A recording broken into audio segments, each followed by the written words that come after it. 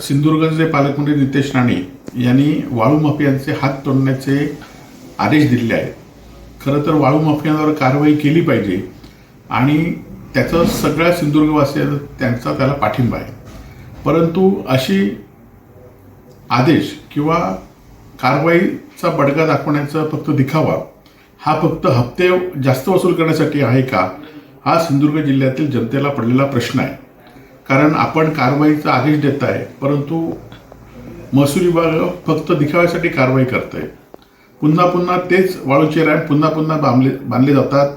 अनेक ठिकाणी अवैधरित्या वाळूचा साठा केलेला आहे. महसूल विभाग आणि आपल्या नावावर कोण हप्ते गोळा करतात याचा नितेश राणेंनी शोध घेतला पाहिजे. आणि फक्त सवंग लोकप्रियतेसाठी काही देण्यापेक्षा आपले बंधू ज्या विधानसभेचे आमदार आहेत तिथे अवैधरित्या वाळू मोठ्या प्रमाणात सुरू आहे आणि त्याचे जे वाळू माफिया आहेत ते कोणावर असतात याचा पण त्यांनी अभ्यास केला पाहिजे. आणि आपण नुसते असे आदेश देण्यापेक्षा आपण कारवाई करावी, त्याचं शिवसेना स्वागत करेल.